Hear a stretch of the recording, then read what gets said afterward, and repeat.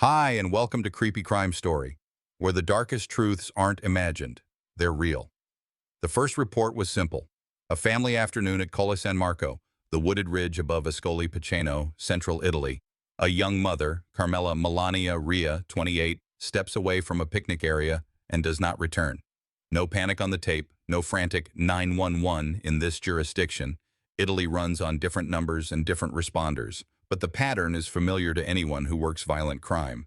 A narrow time window, a public place that dilutes accountability, and witnesses who think they saw something until you ask them to put a minute on it.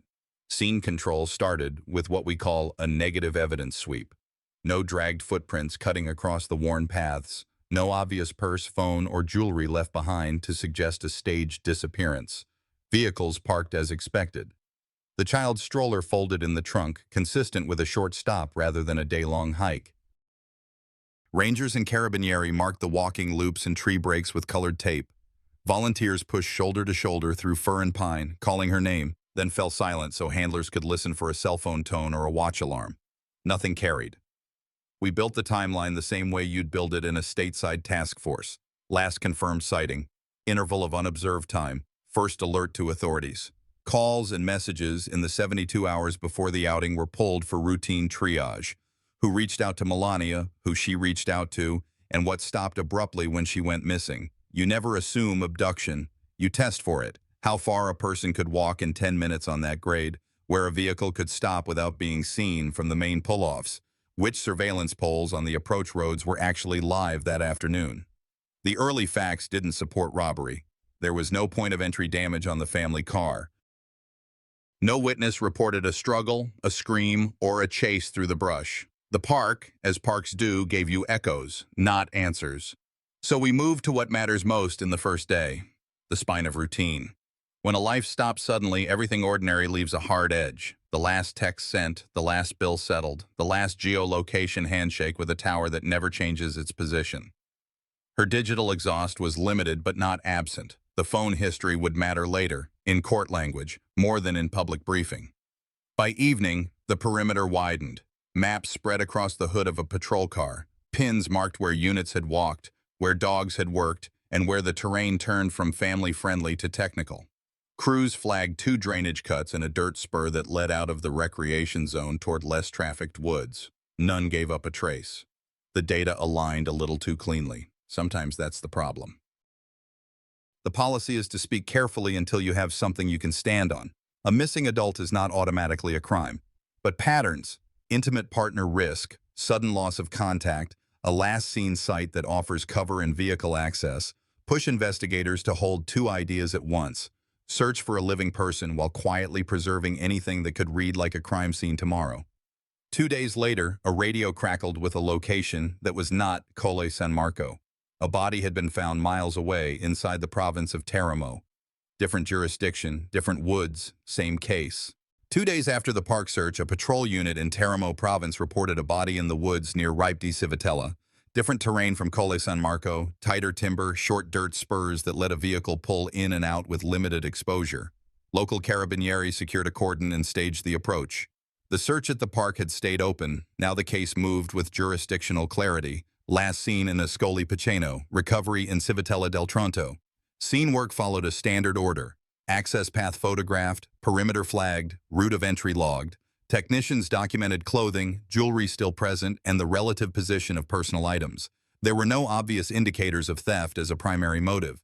The location read like a dump site rather than a public assault location. Limited sight lines, no fresh drag marks on the main approach, and just enough cover for quick placement. In quiet hill towns, the landscape becomes part of the case file. Identification proceeded by features consistent with missing person records and family confirmation under supervision. From there, the medical legal process took over. Examiners documented multiple sharp force injuries, widely reported as roughly mid-30s in count, without elaborating graphic detail. Wound distribution and depth suggested a concentrated, high-intensity attack. No firearm discharge. No ligature pattern consistent with prolonged restraint at the dump location. That matters because it separates 2 questions investigators always ask. Where did the violence occur, and where was the body placed? The 2-site model sharpened the task list. If the assault happened elsewhere, offenders need time, transport, and a window with low risk of interdiction. That pushes detectives to reconstruct vehicle availability and route options from Colle San Marco toward the Casermet area near Ripe di Civitella. It also narrows the universe of plausible actors, people with routine familiarity, people who can move confidently on secondary roads, people who know how long a car can sit unnoticed off a timber spur. Digital checks continued in parallel. Call detail records that mattered at the park now mattered more. Last handset activity from the victim, devices that moved in overlapping windows, and any phone that traveled the case between the two zones on April 18th to 20th, 2011. Italy's systems differ from what USN viewers expect, but the logic is the same. Timestamps don't argue, and overlapping routes rarely happen by chance. Where cameras existed on approach roads, police requested pulls. Where they didn't, mapping teams leaned on fuel stops, toll segments, and plausible drive times. Back at the recovery site, evidence handling prioritized transfer risks. Soil, vegetation, and trace particulates were sampled to test whether the body was exposed here long enough to show local environmental signatures. If not, the clock tightens, meaning the placement could have been closer to the discovery date than to the disappearance. That timing feeds back into alibis because the who in a transport scenario is often revealed by who didn't have the slack to make the run.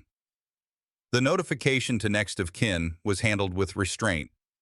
Cases like this aren't just about identifying an offender, they're about managing the damage that radiates through families who didn't ask to be in the story. Viewers sometimes ask why investigators sound clinical at moments like these. Precision isn't coldness, it's how you avoid mistakes that cost a case later. By close of day, the team had 3 anchors that would drive the next phase: a last-seen site in Ascoli Piceno, a recovery site in Teramo, and a medical legal confirmation of homicide by multiple sharp force injuries. No robbery signal, no random fury profile supported by the dump location. The offender wasn't hiding in the trees, the offender had chosen the trees. Before we move on, I'll say out loud what every detective says quietly when a case shifts like this. Patterns of transport in intimate homicide are rarely accidental. The data aligned cleanly. Sometimes that's the problem. Still, the rule holds. We test theories, we don't announce them. If you're watching and you know these hills, ask yourself, which turnouts let you stop for 90 seconds without being seen? The work at Teramo's morgue was methodical and direct. Examiners confirmed homicide by multiple sharp force injuries and focused on sequence, timing, and whether the attack and the recovery location matched. They documented clothing condition, injury clustering, and any marks consistent with brief defensive action. There were no indicators of firearm use or prolonged restraint at the recovery site. That matters, because it points away from a drawn-out assault in the woods and toward transport after the fatal violence occurred elsewhere. Time of death was estimated using body temperature trends, lividity, and early environmental signs from the wooded area. The interval aligned with the disappearance window after the family stop at Colle San Marco, and before discovery near Ripe di Civitella 2 days later. In plain terms, the clock for the fatal event sits close to the day she vanished, not the day she was found. That time anchor gives investigators something solid to test against statements and alibis. Injury distribution suggested a concentrated high-intensity attack. Depth variation and angle differences helped examiners map an order of blows and probable stance. The pattern did not suggest random street violence or a quick strike by a stranger in a crowded park. It looked like focused intent. Trace collection included fibers, soil, and plant material from clothing and hair. If those traces matched Colle San Marco, it would support an on-site attack theory. If not, it would support transport from another location into the Teramo woods. Preliminary reads leaned toward the latter. That conclusion fed directly into the next phase. You don't just hunt a killer, you hunt the site where the killing happened. Parallel teams advanced the digital spine. Call detail records around the disappearance showed activity ceasing on the victim's device in a tight window. Contacts who reached her regularly in the preceding week now rolled to silence. Tower connections on approach roads were reviewed where available, and travel time estimates were built between Ascoli Piceno and the Casermet area. The objective wasn't drama, it was exclusion. Who could not have made that drive? Who plausibly could? Fuel receipts, toll segments, and routine patterns supplied edges to the map. Back in the interview rooms, investigators retuned questions using the new timeline. Where were you in the hours after the park? Who were you with? Which route did you take home? The goal wasn't to corner people with gotchas. It was to compare precise answers with the clock, the roads, and the evolving forensic picture. Statements that changed across retellings were flagged, not to embarrass a witness, but because memory drift often conceals either stress or risk. Family liaison work remained steady and respectful. The point of a case like this is accountability, not spectacle. When we talk about homicide in a family system, we acknowledge the damage runs in more than one direction. A child without a mother, grandparents forced into emergency roles, and relatives who become permanent stewards of memory. Precision in the lab is part of respecting that future. A clean chain of custody and a clear narrative protect the verdict that may come years later. Analysts then pulled the first composite, last confirmed sighting at Colle San Marco, homicide established by autopsy, transport indicators at the recovery site, and a time of death that fits shortly after the disappearance. That composite shapes the search for the primary scene. Houses, vehicles, and intermediate stop points along secondary roads move up the list. You look for a place where blood could have been cleaned, where clothing could have been altered, or where a person could have been moved in and out quickly. You also look for the absence that matters. No credible stranger abduction signal, no theft pattern, no third-party threat with reach into both provinces.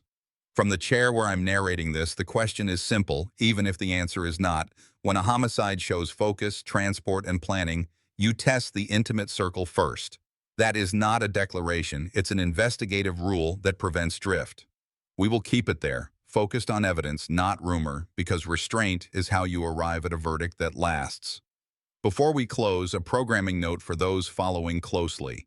Dates are locked to April 2011, and the discovery location is fixed in Teramo province, not at the park. This isn't two stories, it's one case moving from last seen to recovery to lab work.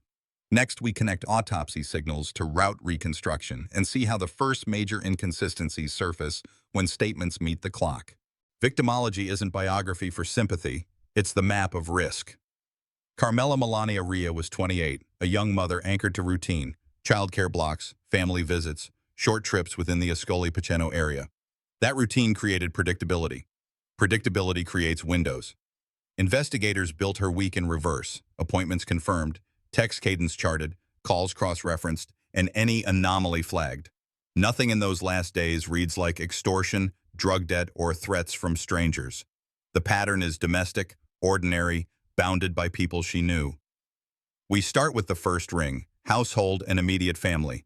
Detectives conducted formal interviews with care, closed questions, timestamps required, no leading phrasing.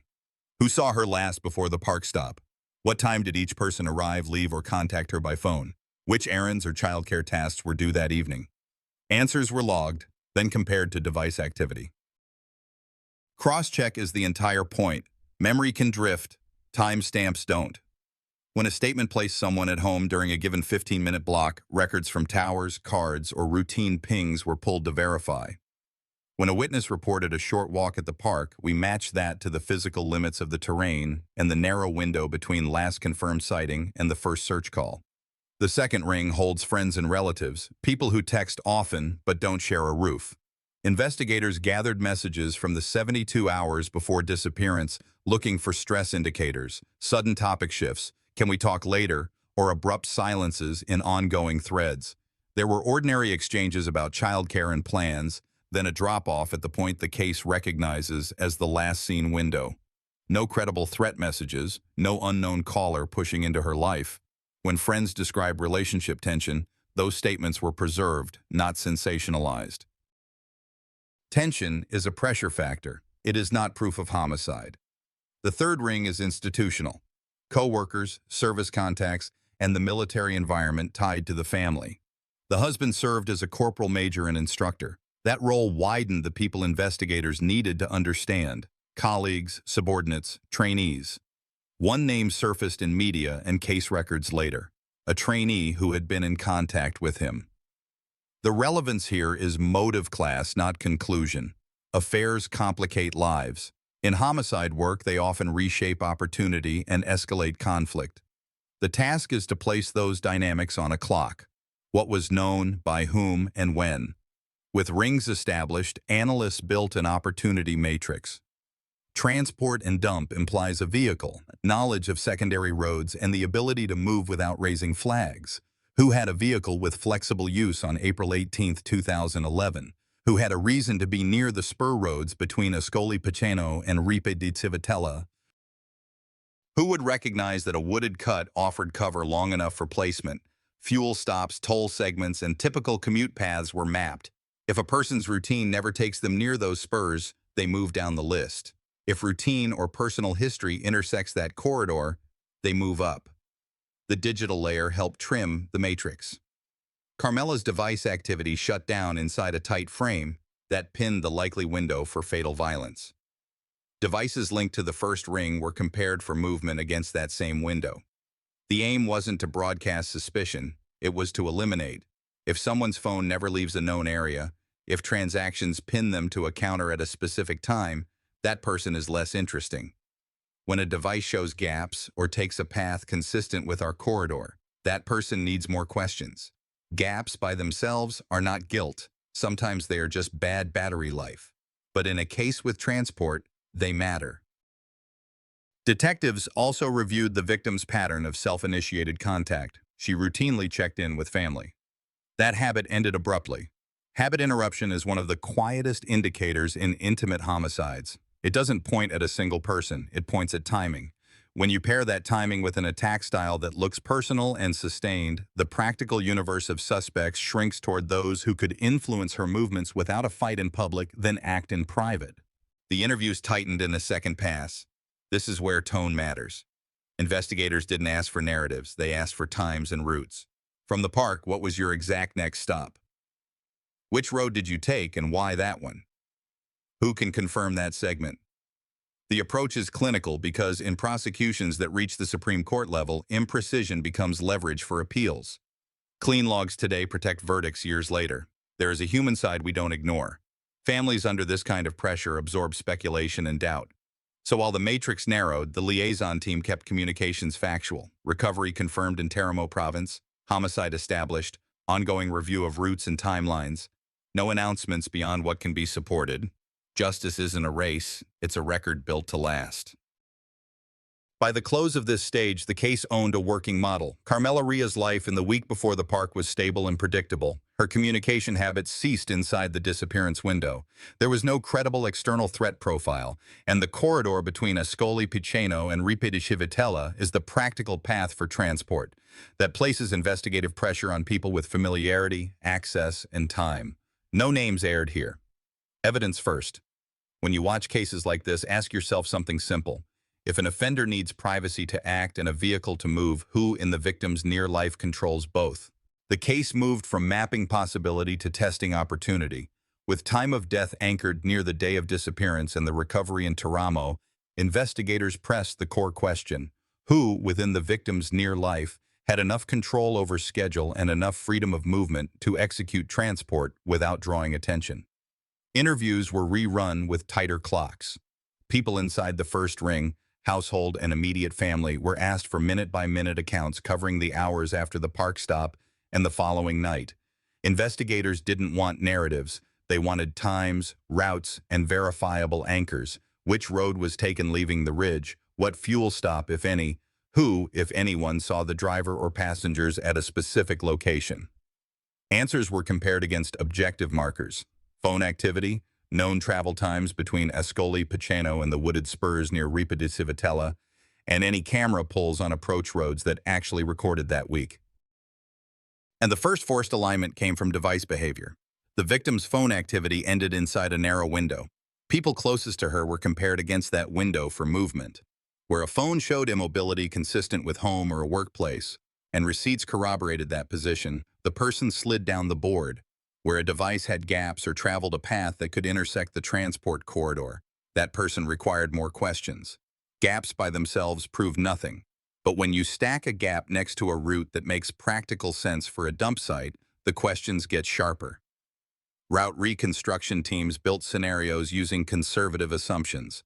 In daylight, leaving the park and heading toward Teramo, How long would it take to reach a spur with adequate cover? At night, what changes? Where are the few places a car could pull in unseen for 90 seconds? Investigators considered both same-day transport and delayed placement, then tested each against the autopsy window and early environmental indicators from the recovery scene. The conclusion stayed consistent with the medical legal findings. Violence likely occurred close to the disappearance, and placement happened within a time frame that kept environmental transfer limited. That pushes the inquiry toward people who could plausibly control movement soon after the outing and had quick access to a vehicle. On the administrative side, law enforcement quietly safeguarded potential primary scenes. Residences tied to the first ring, vehicles available that week, and any location described as a stop on the way home were logged for possible forensic screening. The threshold for intrusive searches in Italy is high, so the team emphasized voluntary cooperation where appropriate, while prosecutors prepared the groundwork to compel steps if needed.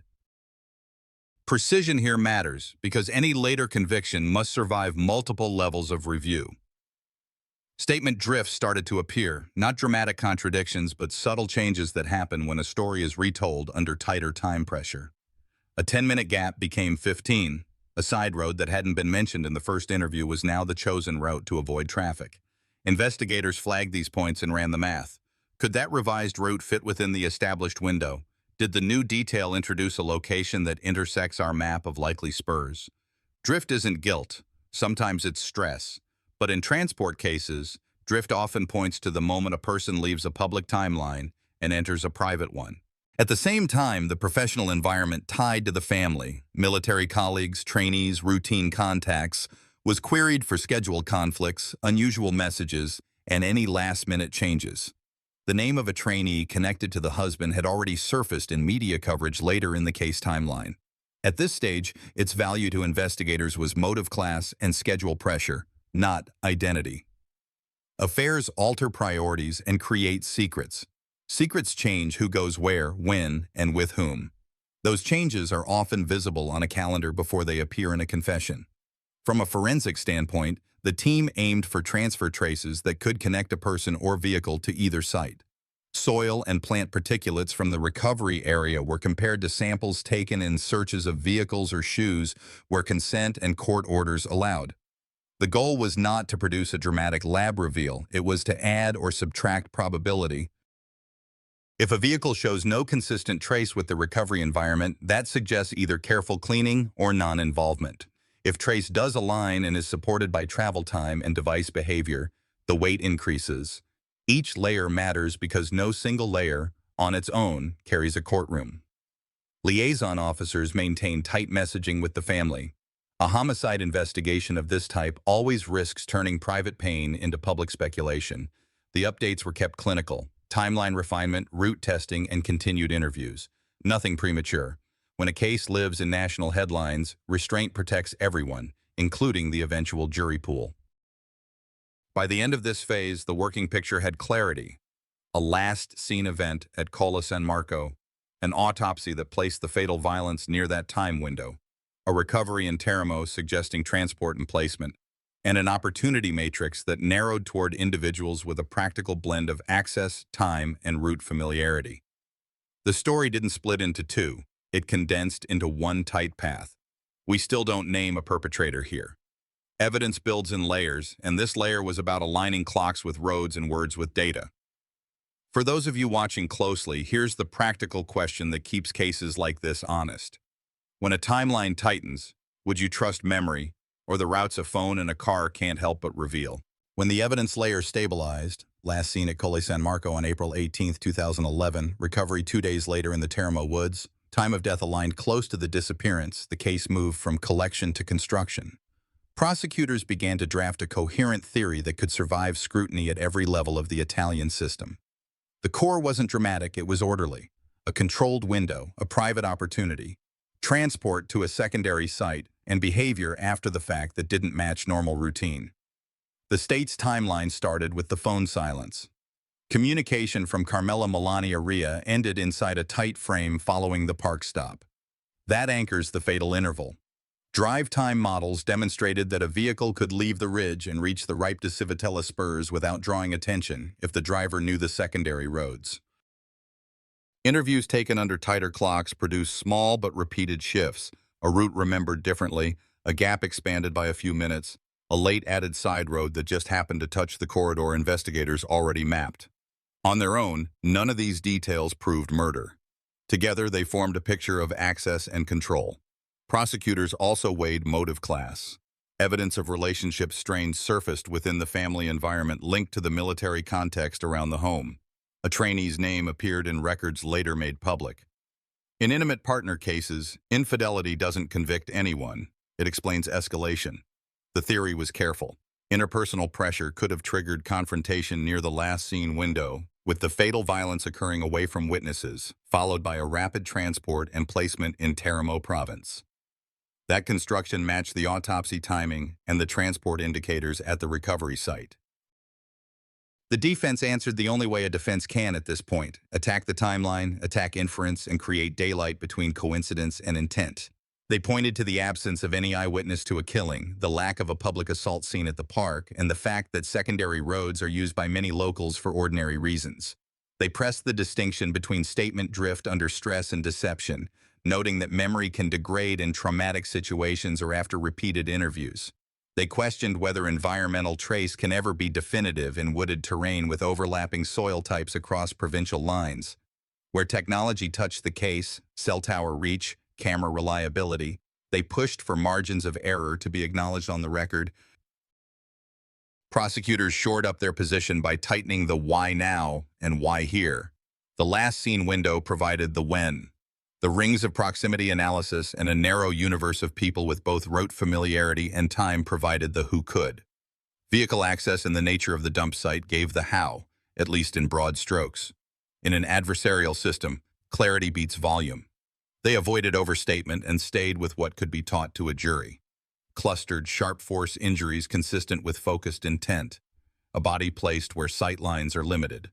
No strong signal for robbery or a stranger threat. And a timeline that compresses quickly around the intimate circle. The defense returned to fundamentals. No recovered murder weapon publicly tied to the scene. No camera frame showing a transport in progress. And the principle that suspicion is not proof. They highlighted their client's presumption of innocence and the risk of narrative bias in high-profile investigations. And they also suggested alternative routes and benign explanations for certain movements: errands, work-related travel, a detour to avoid traffic, options meant to dilute the prosecution's corridor theory.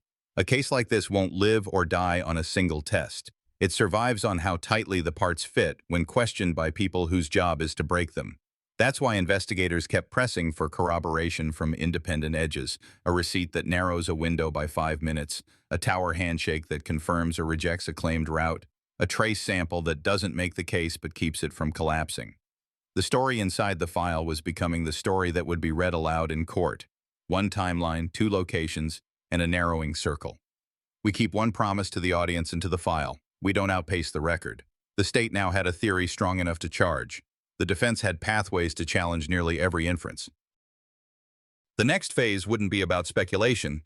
It would be about what a court will allow and what a jury will believe when each side places its pieces on the same table. Before we move, consider the threshold question that every juror eventually faces.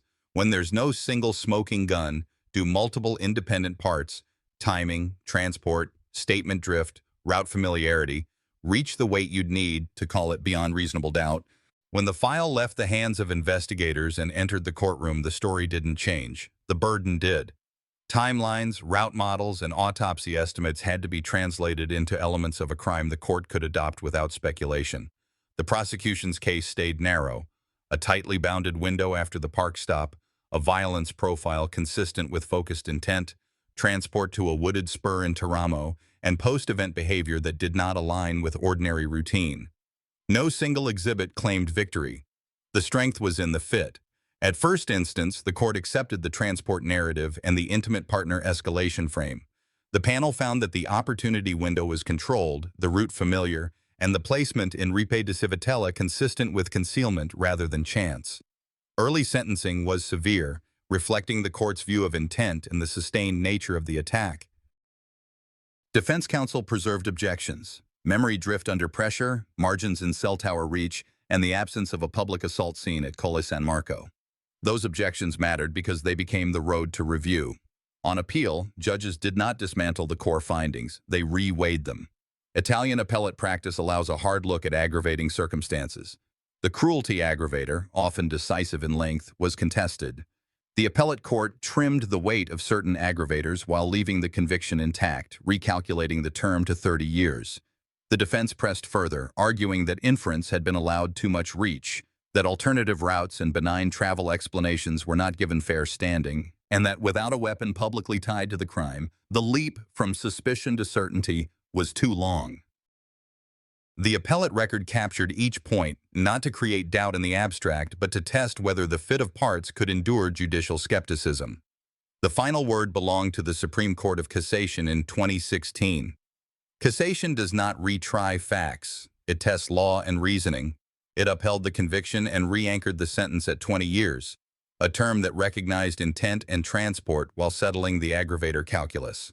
In plain language, the High Court accepted that the homicide occurred within the tight post-park window, that the recovery site in Teramo signaled deliberate placement, and that the overall mosaic, timing, movement, testimony under re-interview and medical legal findings met the standard.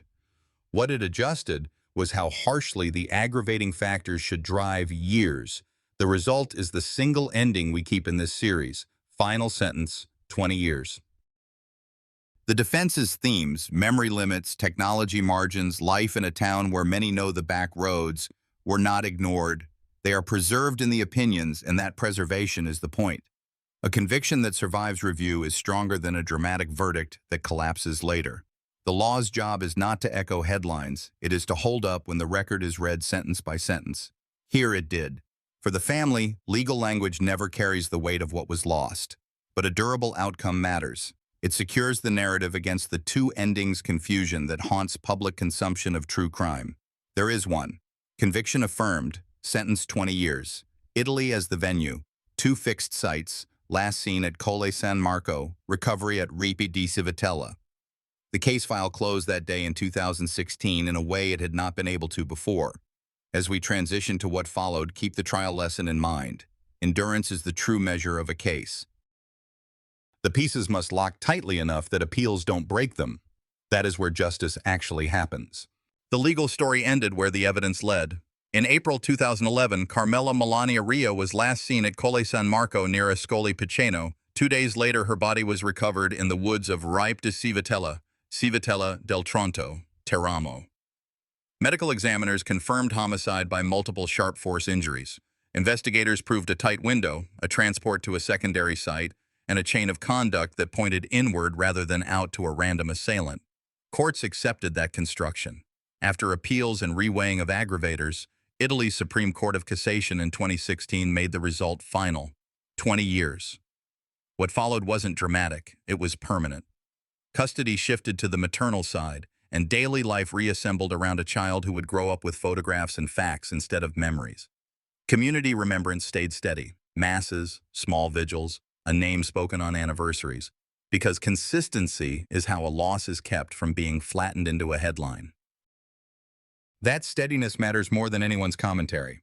It tells the truth every year without rewriting it. In 2023, one development tested public patience and the system's guardrails. The convicted spouse received permesso premio, day leave under supervision, part of Italy's rehabilitative framework. Soon after a televised appearance, the surveillance court revoked those permits. The conviction didn't change, the sentence didn't change, the case remained exactly what the record says it is. Italy, 2011, last seen at Colle San Marco, recovery at Ripe di Civitella, homicide by multiple sharp force injuries, final term 20 years. The leave episode is a policy note, not a second ending. There is a human baseline we won't skip. Precision, about places, dates, and procedures, is a form of respect. It protects verdicts on appeal, and it protects families from the confusion that comes with rumor. The narrative you've watched is one case, one map, one outcome. No alternate timelines, no shifting locations. That's not just good storytelling. It's the minimum standard a real case has to meet to endure. If there's a takeaway, keep it small and useful. In intimate partner violence, silence in routines and sudden control over a victim's schedule are warning signs.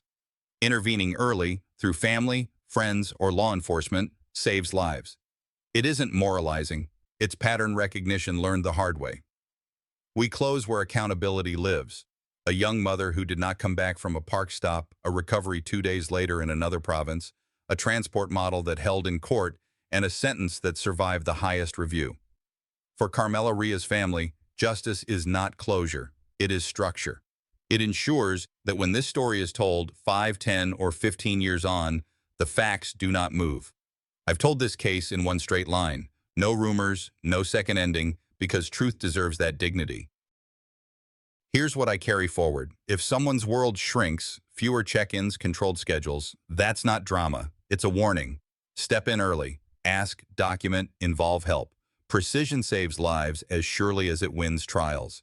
What did this story teach you about spotting risk and standing up for someone you love? Drop your thoughts, where you're watching from, or why this did or didn't land for you. If this resonated, subscribe to the channel so we can keep learning together.